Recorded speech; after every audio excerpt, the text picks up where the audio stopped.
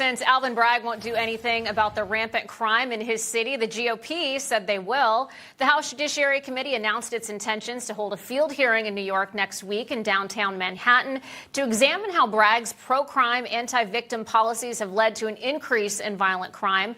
Victims of Bragg's failure to prosecute are expected to be the witnesses. Now, this, of course, as Alvin Bragg sets all his focus on instituting a novel legal theory to bring the first ever criminal case against a former president, Donald Trump, therefore not protecting his constituents. Instead, Bragg's office shamelessly claims New York is the safest city in America, an absolutely laughable claim if you step foot in that city since he took over. A spokesperson for his office said this today, quote, "Don't be fooled. The House GOP is coming to the safest big city in America for a political stunt. This hearing won't engage in actual efforts to increase public safety, such as supporting national gun legislation and shutting down the iron pipeline." Again, this coming from the man who's downgraded 52% of felony cases to misdemeanors and has presided over the 22% increase in New York major crimes. To discuss this hearing, I'd like to welcome someone from the House Judiciary Committee, Florida Congressman Matt Gaetz. Congressman, always great to have you here in studio. Thanks for having me. And it seems that New Yorkers are clinging to their yoga mats in fear as a consequence of the streets being turned over to the criminal element. And what we know, Jen, is that this didn't happen by accident. I remember when Rudy Giuliani was mayor, and all Americans took such pride in New York, in the progress and the success and the ambition. It was viewed as a place where you went to make your dreams come true. And now New York is slug it out fest with whatever person was just released on cashless bail or had their matter downgraded. And so our hope is to showcase how the outcomes, more violent streets, more damage to people's lives, is not an accident, but it's a direct consequence of policy choices that we hope are not made in other parts of the country. And, you know, he calls it the safest big city in America, which, again, laughable, especially if you live there. I think a lot of people would disagree with that, no matter how much they live in New York City. I understand you'll be hearing from some of the victims of Bragg's soft on crime policies. Tell us about that, because it's also not just people of New York or people that visit New York, but the police officers, too. You look at them and how they've been victimized by this, dealing with this uptick in crime, oftentimes being the targets themselves of these crimes. We are very proud of law enforcement all over the country.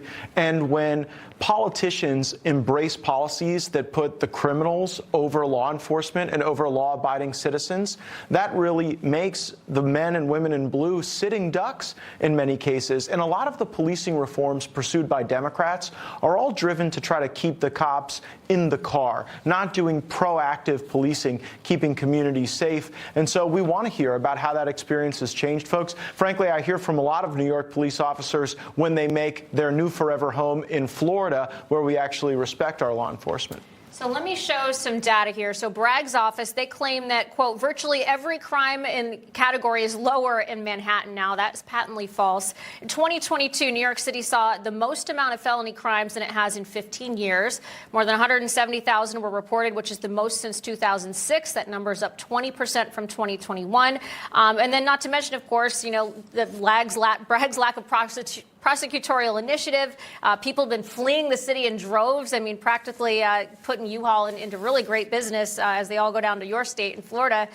Will you be asking Alvin Bragg to testify at this hearing? Well, the House Judiciary Committee, House Oversight Committee, House Administration Committee have sought Alvin Bragg's testimony regarding how he's operating his office, the extent to which federal resources were used either through grants or even through the special counsel process to try to animate what is really a bizarre and embarrassing legal theory that he's trying to advance against the former president. And on the streets of New York, just because Alvin Bragg doesn't punish an activity as if it was a crime doesn't mean it wasn't a crime. Doesn't mean that there isn't a victim class that is now being expanded because the woke left doesn't want to deal with the permanent criminal element that terrorizes people. And the worry is that it's New York today, but it could be any other big city, any other medium-sized city tomorrow if we don't showcase how bad these choices are. And it is rather rich that they would pursue the former president for a business dispute